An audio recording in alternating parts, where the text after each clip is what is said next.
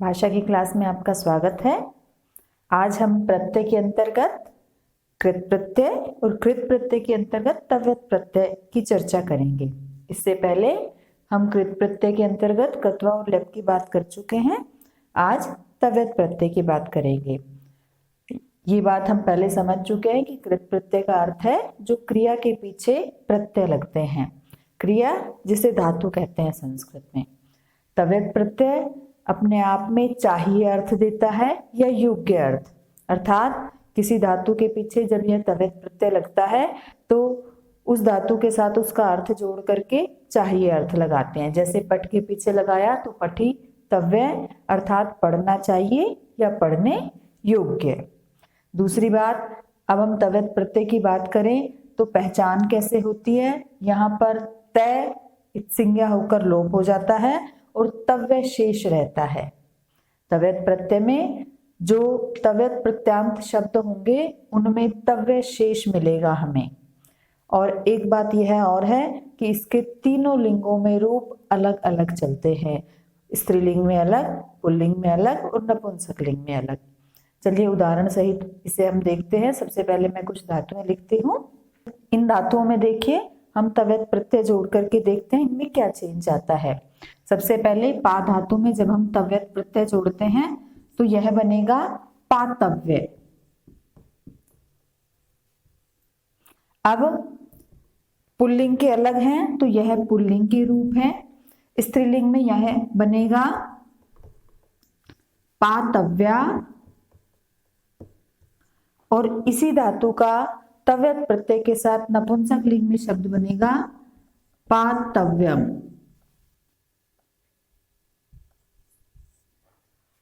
देखिए पा धातु है, तव्यत प्रत्यय, पुल्लिंग में पातव्य है, स्त्रीलिंग में पातव्या और नपुंसक लिंग में पातव्यम।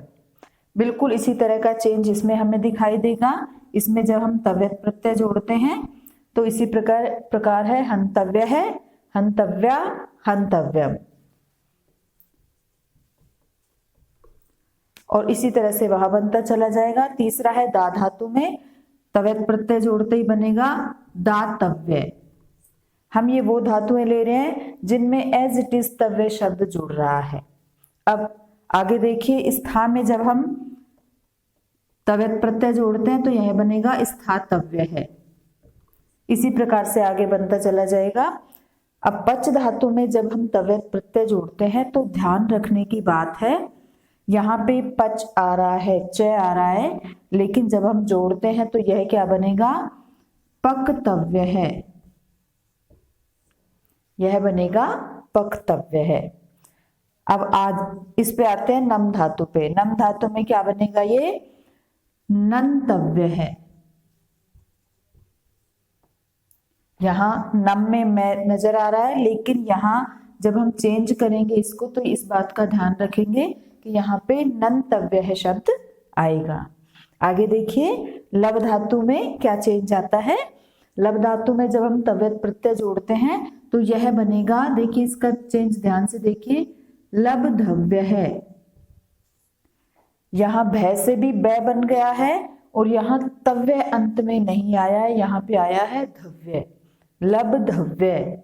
तो यहाँ जो सामान्य उदाहरण है उनमें सिर्फ तव्य लग रहा है, लेकिन इन धातुओं को हमें स्पेशल याद रखना है कि पच धातु के चाय जो है वो कै में बदल रहा है, नंतव्य में नम धातु थी और मैं नय में बदल रहा था, और यहाँ पे लब में बह जो है वो बै में बदल गया है और अंत में भी लबधव्य बना है। तो यह बात हमें याद रखनी है। स्त्रीलिंग और नपुंसक लिंग के बिल्कुल इसी तरह से इसमें रूप चलेंगे। अब हम कुछ और धातुएं देखते हैं जिनमें परिवर्तन कुछ अलग तरह का है। मैंने यहाँ कुछ और धातुएं लिखी हैं। इनमें देखिए तव्यत प्रत्यय जुड़ने पर क्या चेंज आता है। जब पठ धातु में हम तव्यत प्रत्यय जोड़ते हैं तो यह बनेगा पठितव्य है। इससे पहले जब हम पा में जोड़ रहे थे तव्यत प्रत्यय को तो वो बना था पातव्य, यानी कि धातु जो है वो अपने स्थान पर है, उसमें तव्य जुड़ रहा था। लेकिन यहाँ आप देखिए धातु में यहाँ ई की मात्रा का चेंज आ रहा है, यह बन रहा है पठितव्य है, पठितव्या और पठितव्यम। आगे देखिए एद में भी वही का वही चेंज है। एधितव्य। इसके बाद हस धातु में क्या बनेगा? हसितव्य है। रक्ष धातु में रक्षितव्य है। अब देखिए भू धातु में भी क्या बनेगा? ई की मात्रा तो आएगी लेकिन यह बनेगा भवितव्य है। अब यहां आप देखिए ई की मात्रा में वह जुड़ चुका है, तो यह चेंज आपको ध्यान रखना है कि भूतव्य नहीं बनेगा, यह बनेगा भवितव्य। अगला देखिए शी धातु शयन करना, यह बनेगा शयितव्य है। यहाँ पे वह का आगमन हुआ, यहाँ पर यह का आगमन हुआ है। इसके बाद देखिए ग्रह धातु ग्रहण करना, यहाँ चेंज क्या आएगा? यहाँ तक हम देख रहे थे सब में छोटी मात्रा आ रही थी, लेकिन अब आएगी बड़ी मात्रा, यह बनेगा ग्रहीतव्य है। अर्थात यहाँ पे बड़ी मात्रा को हमें ध्यान रखना है।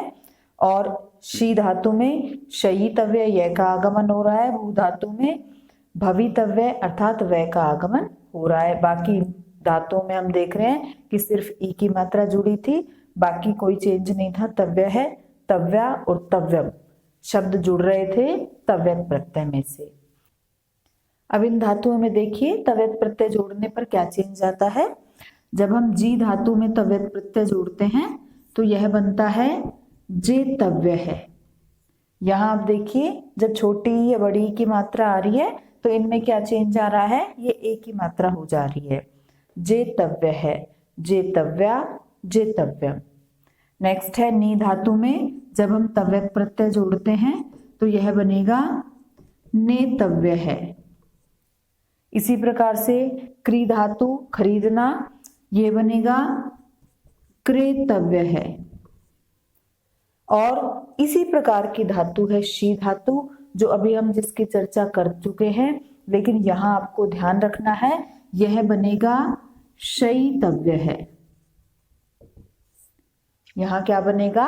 शयितव्य। तो जो चेंजेस हैं वो ऐसा नहीं है कि एक जैसी धातु है तो सब में चेंजेस एक जैसे हैं। यहाँ अपने को धातु वाइज ध्यान रखना है कि किस धातु में कैसा चेंज आ रहा है, और ये अपने को अभ्यास से ही बात आएगी। अब हम इन धातुओं की तरफ ध्यान देते हैं। श्रु धातु, क्रुद्ध धातु, मुद्ध धातु और चूर धातु, सब में उ की मात्रा आ रही है। अब इनमें तव्यत प्रत्यय पर क्या चेंज आता है देखिए। जब हम इनमें तव्यत प्रत्यय जोड़ते हैं तो यह बनेगा श्रोतव्य है, ओ की मात्रा का आगमन हो जाता है। क्रुद्ध धातु में बनेगा क्रोधितव्य है। अब आप चेंज नोट कीजिए, ओ की मात्रा तो लग रही है लेकिन इसके दूसरे वर्ण में ई की मात्रा का आगमन भी हो गया है। मुद्ध धातु में मोदितव्य है, प्रसन्न होना। अगला है चूर धातु, यह बनेगा चोरितव्य है।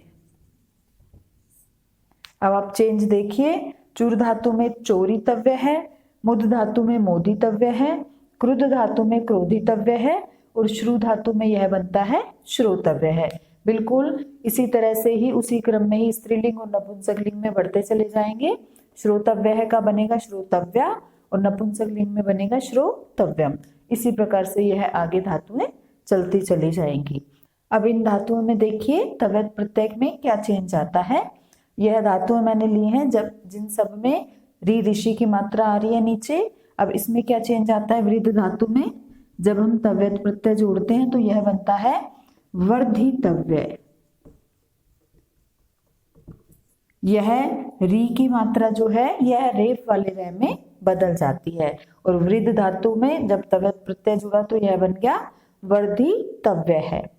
नृत्य धातु में नृत्य करना, यह बनेगा नर्तितव्य है, यह बन जाएगा नर्तितव्य है। क्री धातु में क्या बनेगा कर्तव्य है। यह रे जो है ये रेफ वाले रे में बदल जाते हैं। और दृश्य धातु में देखिए अंतर कुछ अलग ही तरह का आता है। दृश्य धातु में यह बनता है द्रष्टव्य है। यहाँ आप देखिए सब में लगभग तव्य आ रहा था, लेकिन दृश्य धातु में जब तव्यत प्रत्यय जुड़ता है तो यह बनता है दृष्टव्य। इसी प्रकार का अंतर हमने लब्धव्य में भी देखा था।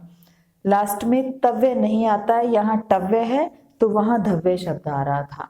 तो यहाँ इस तरह के चेंजेस जो भी धातुओं में आ रहे हैं उन्हें हमें याद रखना है। यह सारे उदाहरण 6 से 10 की किताबों में से ही लिए गए हैं।